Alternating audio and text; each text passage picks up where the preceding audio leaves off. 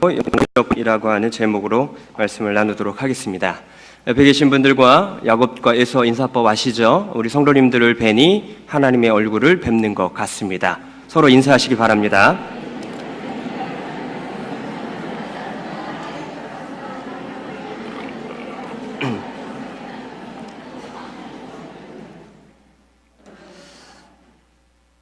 네, 반갑게 인사하시니 참 좋네요. 사진 한 장 보고 설교를 시작하도록 하겠습니다. 어떤 사진인지 아시겠죠? 소방차입니다. 다음 사진도 보여주시길 바랍니다. 예, 뒤와 옆에서 각도로 찍은 소방차입니다. 그리고 오른쪽 상단을 보면 하나의 그 소방차 항상 싣고 다니는 도구가 하나가 있습니다. 그게 바로 고인목이라고 하는 겁니다. 소방관이 화재 현장에서 가장 먼저 해야 되는 일은 소방차 바퀴에 고인목을 끼워 넣는 것입니다. 고인목이 제 역할을 해야지만이 가파른 비탈길 위에서도 소방 용수를 원활하게 공급하여 화재를 안전하게 진압할 수 있습니다. 고인목으로 소방차가 중심을 잡아야 화재 난 곳을 향하여 물을 정확하게 보낼 수 있습니다. 중심이 흔들리면 수력이 강한 소방 호수를 원하는 곳을 향해 물을 보낼 수가 없기 때문에 그렇습니다. 국가적으로나 사회적으로 빈부의 격차는 점점 심화되어져 가고 정의보다는 불법이 더 힘이 있어 보이고 힘이 있는 사람들은 그 힘으로 부와 권력을 누리고 살지만 정작 힘이 없고 연약한 자들은 부당한 현실 앞에 한숨 지을 수밖에 없는 것이 삶의 현 주소입니다. 청년 실업률은 날로 높아져 가고 3포 시대를 넘어 7포 세대, 흑수저, 저출산, 고령화 문제 등 하루가 멀다 하고 문제다, 걱정이다 떠들어대지만 뚜렷한 대안과 대책이 없는 실정입니다. 흔히 10대들이 쓰는 말 중에 이생망, 자살각이라고 하는 신조어가 있습니다. 이생망은 어떤 의미인 줄 아십니까? 이번 생에는 망했어. 자살각은 뭔지 아십니까? 이번 시험에 망해서 자살해야지. 이게 우리 10대들이 사용하는 신조어입니다. 더 심한 말도 있지만 생략하도록 하겠습니다.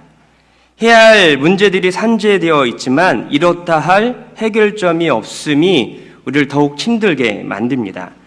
뿐만 아니라 세상은 날로 죄악으로 치닫고 있습니다. 죄의 어둠과 타락의 속도는 날로 가속도가 붙어 급속도로 멸망을 향해 달려가고 있습니다. 마치 브레이크가 없는 기차와 같이 질주하고요. 사이드 브레이크가 풀린 자동차와 같이 내리막길을 향해 돌진하고 있는 듯한 모습이 현 사회입니다. 내리막을 치닫고 있는 어둡고 타락한 사회적 분위기 가운데 그저 가만히 멈춰 있는 것으로만 우리 마음과 우리 영혼을 지키기가 참 어려운 시대에 살고 있습니다. 평지에 우리가 몸을 지탱하는 것 쉽습니다. 하지만 조금 비탈길에 우리의 몸을 유지하는 것, 균형을 잡는 것은 굉장히 어렵습니다.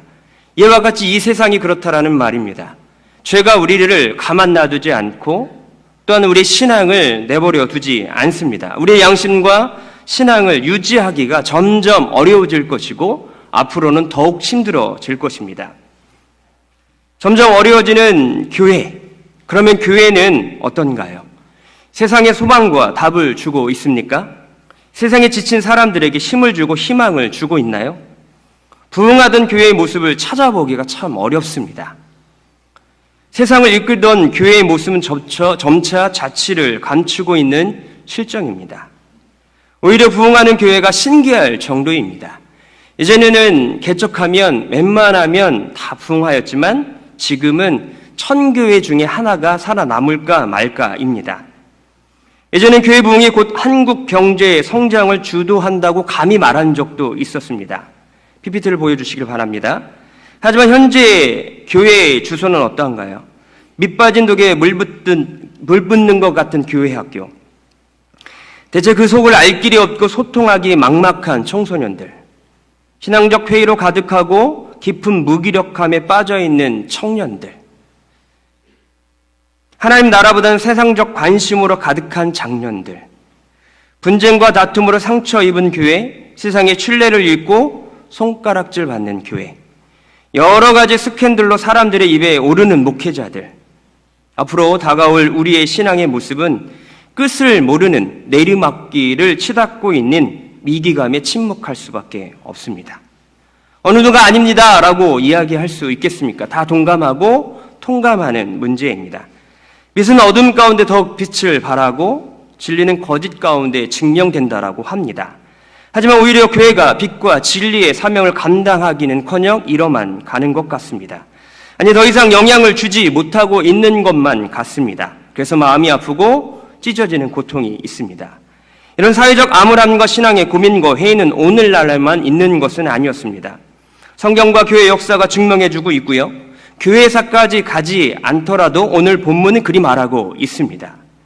우리는 성경에서 흔히 소돔과 고모라를 이야기할 때 상징하는 이미지를 떠올리곤 합니다. 심판의 상징, 성적 타락, 우상, 숭배가 만연했던 곳이 소돔과 고모라입니다. 마태복음 11장 24절의 말씀입니다. 내가 너희에게 이르노니 심판날에 소돔 땅이 너희보다 견디기 쉬우리라 하시니라. 이게 심판의 상징인 소돔과 고모라에 대한 마태복음 말씀의 증거입니다. 소돔에서 비롯된 영어 단어 소돔이라고 하는 단어는 남색을 의미하고 있습니다. 이 단어를 보더라도 소돔이라고 하는 곳이 얼마나 성적으로 타락했는지, 동성애가 얼마나 만연했는지 보여주는 단어라고 볼 수가 있습니다. 창세기 19장 5절의 말씀입니다. 롯을 부르고 그에게 이르되 오늘 밤에 내게 온 사람들이 어디 있느냐 이끌어내라 우리가 그들과 상관하리라. 창세기 19장 5절에 상관하리라 라고 번역된 히브리어 단어 야다라고 하는 단어는 성적 뉘앙스의 언어입니다. 따라서 19장 5절의 문맥적 그 말씀은 동성애적 폭력을 지칭하고 있는 겁니다. 상관하겠다, 알아보겠다, 이 말은 성적으로 그와 함께하겠다라고 하는 뜻이에요. 동성애가 그 땅에 만연해져 있음을 사전에 증거하고 있는데 창세기 19장 4절의 말씀입니다. 그들이 눕기 전에 그 성 사람 곧 소돔 백성들이 노소를 막론하고 원근에 다 모여 그 집을 에워싸고, 지금 롯의 집을 에워싸고 있는 거예요. 소돔 백성들이 노소를 막론하고 원근에서 다 모였다라고 하는 4절을 새 번역으로 보면 노소는 젊은이 늙은이들입니다. 원근은 새 번역으로 보면 소돔 각 사람을 의미합니다. 소돔의 모든 사람들이 젊은 사람이든 늙은 사람이든 상관없이 그와 동성애하기 위해서 롯의 집을 에워싸고 있다라고 4절에 우리에게 증거하고 있습니다. 따라서 소돔과 고모라는요, 젊은 사람이든 늙은 사람이든 어느 곳이든지 성적 타락이 만연한, 그리고 더 나아가서 동성애가 너무나도 일상적인 모습이었다라고 발견될 수가 있습니다. 특히 유다서 1장 7절의 말씀을 보면 소돔과 고모라와 그 이웃 도시들도 그들과 같이 행동으로 음란하며 다른 육체를 따라가다가 영원한 불의 형벌을 받음으로 거울이 되었느니라. 유다서 1장 7절에도 음란하다라고 표현하고 있습니다. 베드로후서 2장 6절과 8절의 말씀입니다. 소돔과 고모라 성을 멸망하기로 정하여 제가 되게 하사 후세에 경건하지 아니할 자들에게 본을 삼으셨으며 무법한 자들의 음란한 행실로 말미암아 고통당하는 의로운 롯을 건지셨으니 이는 이 의인이 그들 중에 거하여 날마다 불법한 행실을 보고 들으므로 그 의로운 심령이 상함이라. 베드로서 2장 6절과 7절을 보더라 해도 소돔과 고모라 성이 멸하신 이유가 불법한 자들의 음란한 행실 때문이라고 명시하고 있습니다. 누가복음 17장 27절과 30절의 말씀을 보면 이렇습니다. 노아가 방주에 들어간 날까지 사람들이 먹고 마시고 장가들고 시집가더니 홍수가 나서 그들을 다 멸망시켰으며 또 롯의 때와 같으리니 사람들이 먹고 마시고 사고 팔고 심고 집을 짓더니 롯이 소돔에서 나가던 날에 하늘로부터 불과 유황이 비오듯하여 그들을 멸망시켰느니라. 인자가 나타나는 날에도 이러하리라. 세 가지를 말합니다. 노아의 때와 롯의 때와 지금 인자가 오는 때가 똑같다라고 말씀하고 있습니다. 노아의 때와 소돔과 고모라의 시대가 비슷하고요. 그리고 굳이 오늘 성경에서 차이점을 발견한다고 한다면 27절에 보면 홍수 심판 때는 먹고 마시고 장가들고 시집가고를 강조하고 있습니다. 가정을 이룬다라는 거고요. 28절 롯의 때는 어떤 때를 의미하냐면 먹고 마시고 사고 팔고 심고 집을 짓고 경제 활동을 초점을 두고 있습니다. 이 두 가지는 일상적인 삶이에요. 먹고 마시고 장가 들고 시집 가고 사고 팔고 심고 집 짓고, 이게 어떻게 죄가 되겠습니까? 이건 죄가 되지 않음에도 불구하고 노아의 때, 노새 때, 인자의 때가 바로 이렇다라고 이야기하는 거예요. 무엇을 의미하는 걸까요? 왜 하나님은 일상적인 삶을 살고 있는 그들을 심판하시는 걸까요? 더 쉽게 말씀드리면 자신의 생각과 그 생각이 옳다로 여기는 마음과 가치관을 심판하는 거예요. 무슨 말인고 하니 사람들의 존재, 가치, 삶의 이유, 삶의 방식, 삶이 추구해야 되는 모든 것들이 이 땅에만 초점을 맞추고 살아가는 삶, 그게 먹고 마시고 장가 들고 집을 짓고 살아가는 삶이에요. 달리 말하면 하늘의 것, 하나님의 생각, 하나님의 계획, 하나님께서 우리에게 주시는 오리지널 이미지인 하나님의 형상에 관심도 없는 삶의 스타일, 이게 심판받아 마땅한 죄라고 성경이 꾸짖고 있는 것입니다. 이 삶의 방식에서 비롯된 것 중 하나가 뭐냐? 동성애일 뿐입니다.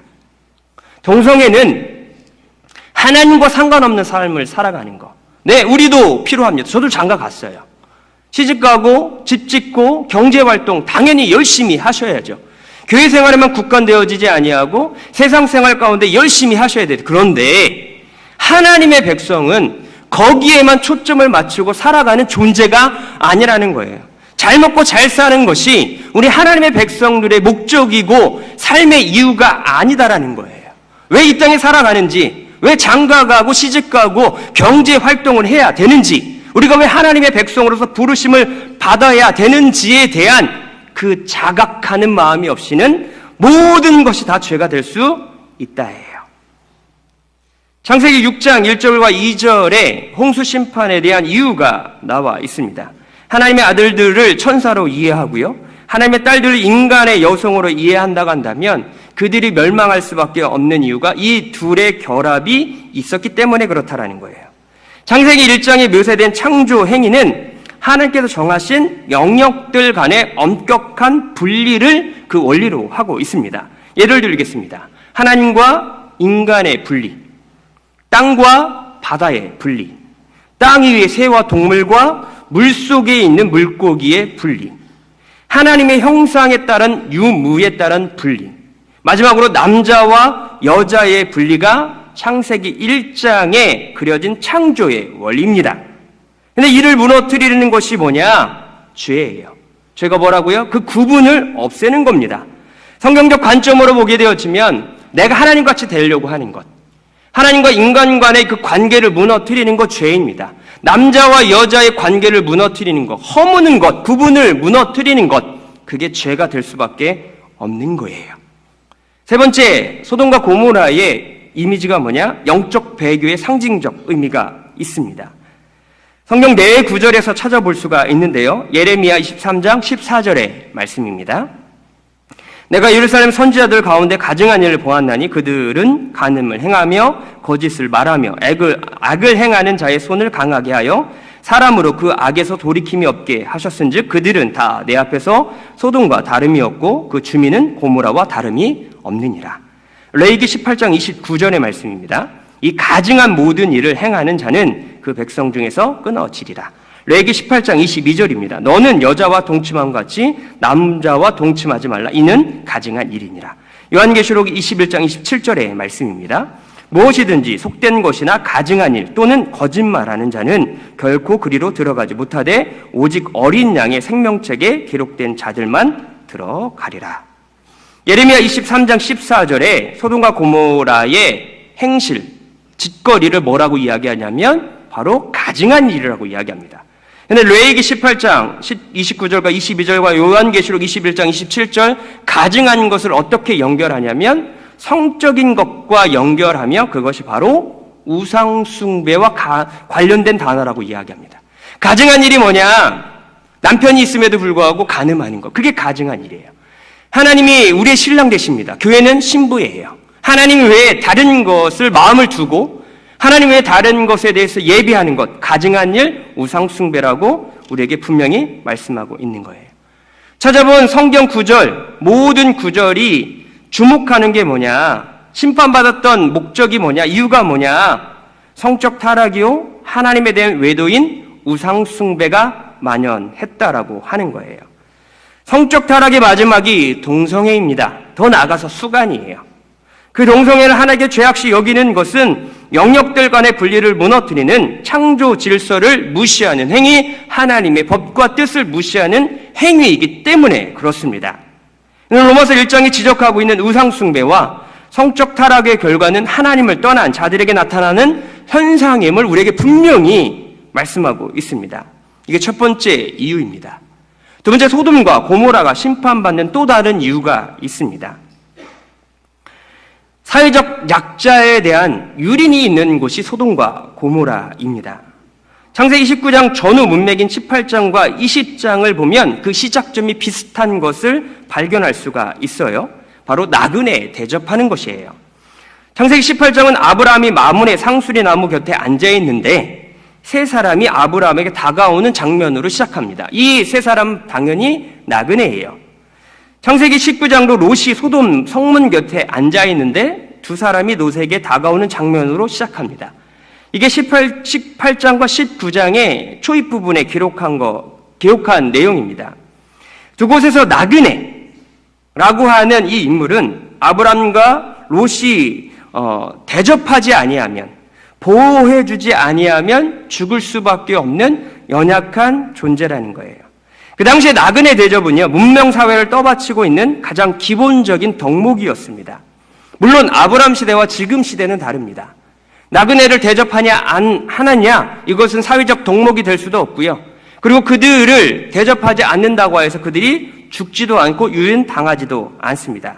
당시에는 부족 영토를 이루고 살아가는 시족 국가였거든요. 그렇기 때문에 그 영토를 넘어가서 다른 곳에 나그네로 살아간다라고 하는 것은 생명의 안전을 보장받을 수 없는 연약한 자를 지칭한다라는 거예요. 특별한 경우가 아니면 자기 부족의 영토를 벗어나는 일을 절대 하지 않았다라는 거예요. 단 가문과 역병과 전쟁과 범죄로 인한 추방 외에 절대 시족 국가 그 영역에서 넘어가는 일이 없는 거예요.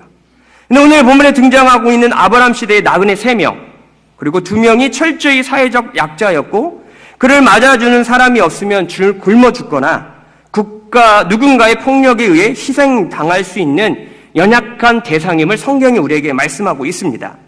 따라서 나그네 대접은 그 당시의 문명성, 인간의 가장 기본적인 척도였습니다. 이런 관점에서 보면 소돔과 고모라 이야기는 약자에 대한 유린과 폭력임을 알 수가 있습니다. 따라서 소돔과 고모라가 하나님의 심판을 받았던 첫 번째 이유는 죄악성 때문에, 동성애와 우상 숭배 때문에도 그렇지만 사회적 약자를 괴롭힌다라고 하는 초점으로 다시 보셔야 된다라는 거예요. 그들을 보호하기는커녕 약자들의 갑질하는 모습이 오늘 소돔과 고모라에 나와 있습니다. 어떻게 갑질하는 거죠? 성적으로, 동성애로 갑질하고 있음을 성경에서 우리에게 이야기하고 있습니다. 이 본문에 대해서 랍비, 주석가들, 유대인들도 나름대로 해석을 하지 않았겠습니까? 두 가지 유대교의 구전 율법에 관련된 구두 전승과 이 성경을 아람어로 옮긴 초대 랍비 번역서가 있어요. 토세프타 그리고 타르굼이라고 하는 이 번역서를 보게 되어지면 이런 말이 나와요. 그 땅은 빵이 나고 흙이 금으로 있을 정도로 먹을 것과 재화가 풍부한 나라였다. 가난한 이방인들의 유입을 막기 위해서 도시를 높이 성벽으로 요새화한 곳이 소돔과 고모라라고 전해집니다. 그러니까 자기들이 너무나도 부하게 살다 보니까 가난하고 힘든 사람들이 그 땅에 넘어오지 못하도록 요새화를 만들었다라고 전해집니다. 타르굼이라고 하는 곳에 이런 이야기가 있습니다. 거지가 어느 날 소돔에 들어왔습니다.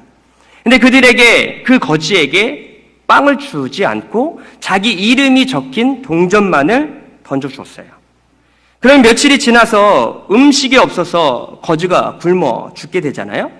그러면 동전을 던졌던 그 사람들이 다시 와서 시체는 걷어보지 않고 동전을 주워 갔다라고 이야기합니다. 한 번은 어떤 거지가 며칠이 지나도 죽지 않았다라는 거예요. 그래서 이를 이상히 여긴 소돔인들이 조사를 해보니 그 거지에 몰래 음식을 가져다 준 소녀가 있었어요. 그래서 그 소녀를 잡아다가 발가벗기고 온몸에 꿀을 바르고 성벽 위에 방치되어서 벌에 쏘여 죽이게 하는 사건이 기록되어져 있습니다. 이 이야기에 따르면 소년이 부르짖음이 하늘에 닿아 천사들이 소돔을 방문한 것이라고 랍비들이 기록하고 있습니다. 다시 본문으로 돌아오겠습니다. 오늘 20절의 말씀입니다. 부르짖음이 크고 그 죄악이 심히 무거우니 라고 기록하고 있는 것도 그런 맥락에서 이해되어져야 됩니다. 20절에 부르짖음이라고 번역된 츠아카라고 하는 이 단어는 압제당한 자의 고통의 외침, 그리고 공정하지 못한 대우를 당한 자들의 철저한 간구를 가리킬 때 사용하는 단어였다라고 이야기합니다. 그러니까 20절에 부르짖는 이 부르짖음은요, 죄악 때문에 가지고 의인이 부르짖는 것이 아니라 철저하게 약한 자들이 강한 자에게 폭력당하고 유린당한 것에 대한 억울함 때문에 하늘을 향하여서 울부짖는 것을 표현했다라고 하는 거예요. 소돔과 고모라가 멸망할 수밖에 없는 이유는 죄 때문에 그렇습니다.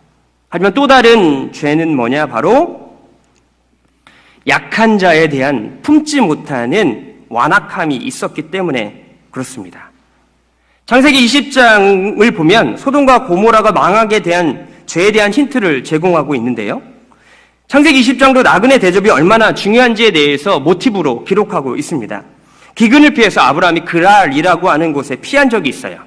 그때 아내 사라를 누이 동생이라고 이야기하면서 어쩔 수 없는 그 위협 가운데 졸장부와 같은 모습을 보입니다. 그 이유에 대해서 20장 11절에 이렇게 기록하고 있습니다. 그곳에서는 하나님을 두려움이 없으니, 하나님에 대한 법도 없고 하나님에 대한 경외도 없고 하나님에 대한 두려움이 없으니 이 이방인 아브라함이 그곳에서 내 아내야 줄 수 없어 라고 하는 순간 거기서 죽을 수 있다라고 하는 두려움 때문에 어쩔 수 없이 아내를 누이 동생으로 속였다라는 거예요. 이게 나그네가 얼마나 그 사회 당시에 연약한 자임을 보여주는 말씀이라고 볼 수가 있는 거예요. 오늘 소돔과 고모라가 두 사람이 동성해야 하는 대상은 나그네, 그리고 곧 사회적 약자이고 족속에게 보호받지 못하는 진정한 약자였음을 이야기합니다. 당연히 이 두 명이 누군지 아시죠? 천사들이었습니다. 한 소년의 울부짖음 때문에 그 땅이 과연 심판받을 만한 것인가 알아보려고 갔고, 그곳에 롯이라고 하는, 그래도 하나님의 말씀을 살고 있는 그가 그 성문 곁에서 그를 대접하였을 때 어떻게 소문이 퍼졌는지 모르겠지만 모든 남녀노소 불문하고 그와 상관하기 위하여서 모여들었다라는 거예요. 동성애만을 의미하는 것이 아니라 얼마나 사회적 약자에 대하여서 폭력과 유인이 만연한 곳이 소돔과 고모라인지를 보여주는 거예요. 종합해서 소돔과 고모라의 죄가 무엇인가요? 첫 번째, 동성애입니다. 두 번째, 약한 자에 대한 유린과 무관심입니다. 세 번째는 자기 방식과 낯선 사람들을 알려고 하는 모습이고요. 네 번째는 자기 삶의 방식에 새로운 사람을 넣어주지 않는 모습이에요. 너와 나는 구별된다. 나 돈 많지, 넌 돈 없지, 안 된다. 라고 하는 구별하는 그런 스스로의 재단이에요. 그리고 다섯 번째, 하나님 인정하지 아니하는 우상 숭배라는 거예요. 이것이 소돔과 고모라의 죄악상입니다. 우리가 살고 있는 현 시대는 소돔과 고모라와 다를까요? 절대 다르지 않습니다. 그때보다 더 심하였지 소돔과 고모라와 우리의 삶이 다를 것이 없다라는 거예요. 예전에도 있었고 지금도 여전히 버젓이 죄악은 커져만 가고 있는 거예요. 동성애가 이제는 합법화가 되기 위해서 다른 나라는 그렇게 합법화 되었고요. 교과서에 가르치고 있고요. 그리고 축제를 벌이고 있습니다. 이것이 먼 훗날 얼마 남지 않은 우리의 현실입니다. 제가 오늘 강단에서 이야기하는 이 설교가 마지막일 수도 있어요. 이 동성애에 대한 이야기를 하지 못할 때가 올 수도 있는 거예요.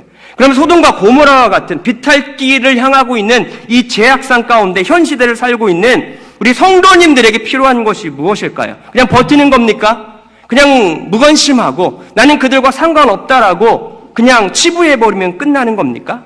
그럼 우리 신앙을 지킬 수 있는 건가요? 우리의 양심을 지키고 교회가 지탄을 받지 아니하고 소금과 빛의 역할을 감당할 수 있을까요? 그렇지 못한다라는 거예요. 우리의 영적 고인목은 오직 예수 그리스도의 십자가 십자가밖에 없다라는 거예요.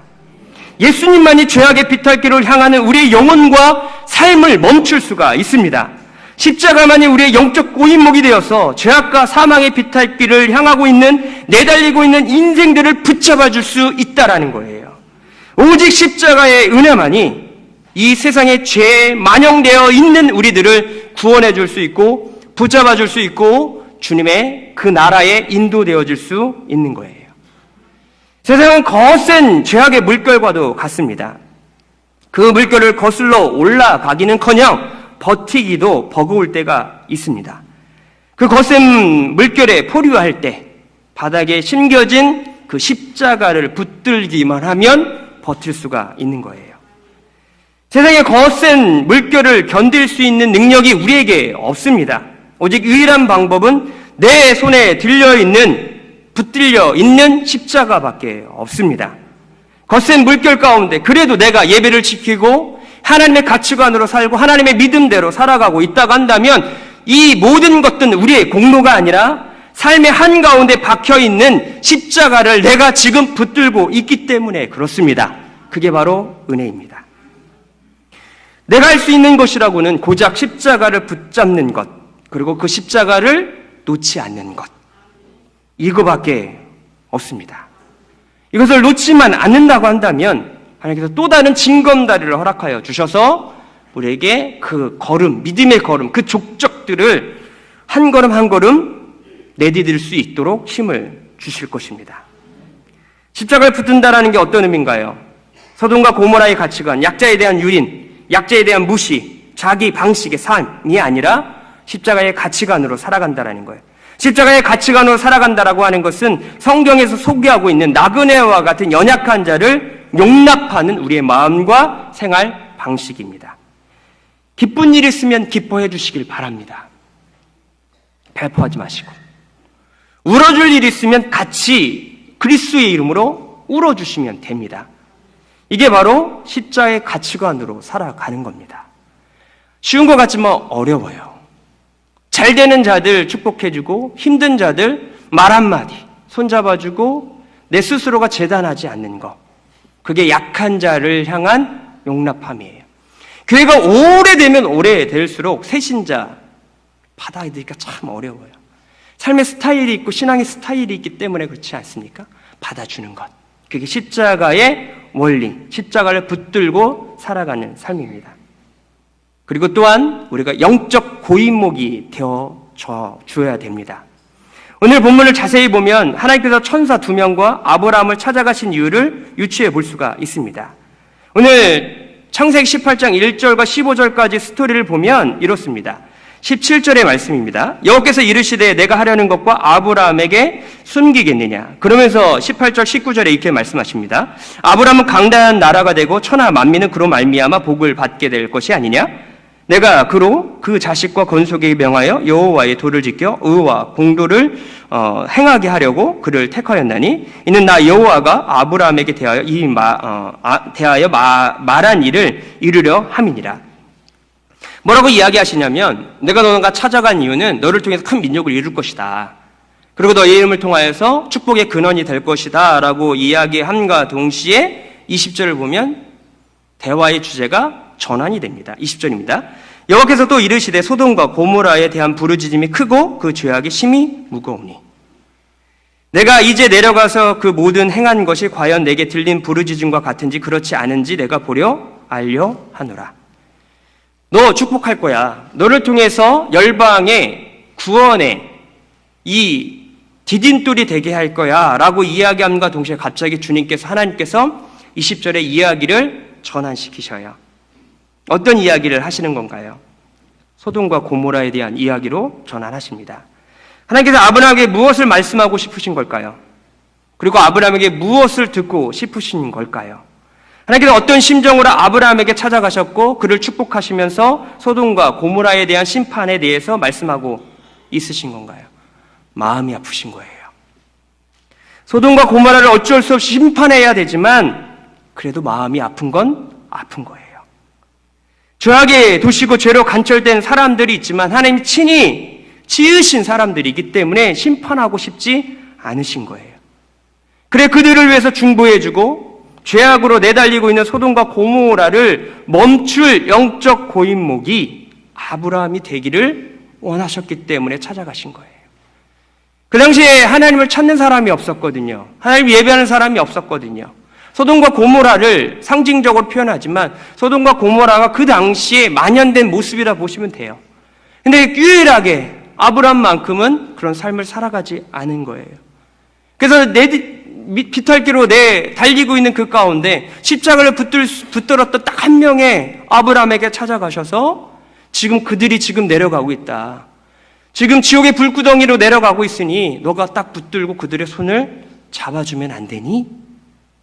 이것을 지금 하나님께서 아브라함에게 요구하고 있는 거예요.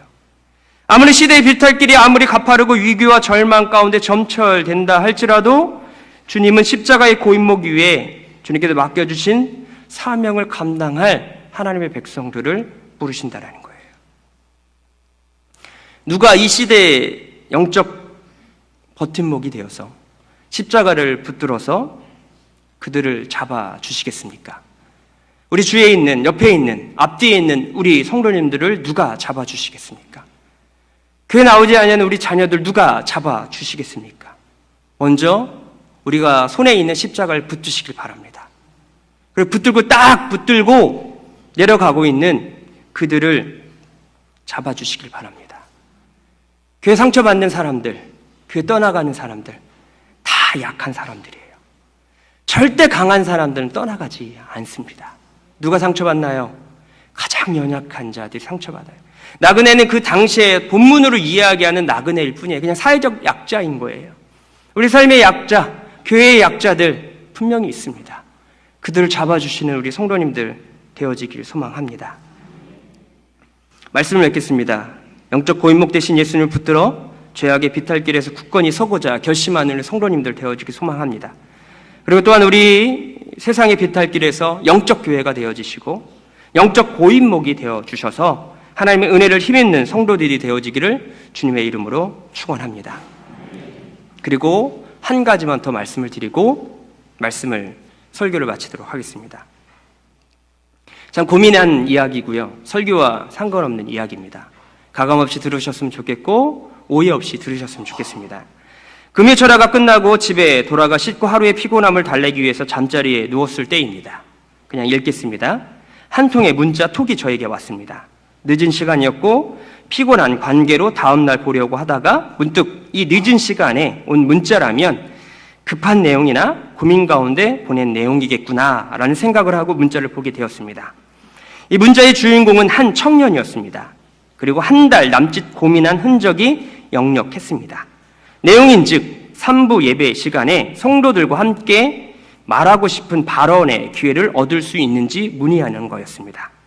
그리고 자신이 이 3부 예배 때 자신의 생각을 발언하는 것이 과연 옳은 것인지 문의하고 상의하기 위함이었습니다. 제가 뭐라고 답변을 했겠습니까? 교회를 걱정해주고 사랑해주어서 감사하다라고 답변을 했습니다.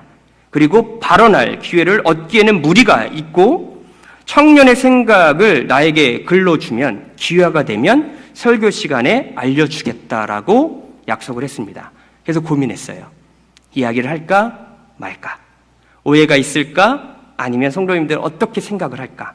그러다가 마음이 감동이 되어서 읽습니다. 그래서 고민했고 그 글을 읽는 것에 이 기름을 붓는 것이 아닌가라는 생각을 했습니다.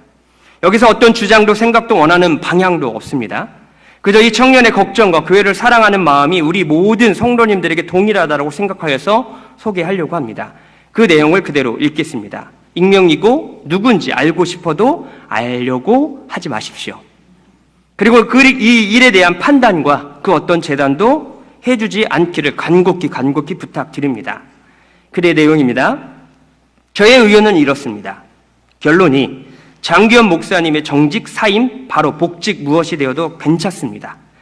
그런데 그러한 의사 결정을 내리는 과정에서 감정 싸움이 되고 그로 인해서 교회를 떠나는 사람이 많아지는 게 걱정이 됩니다.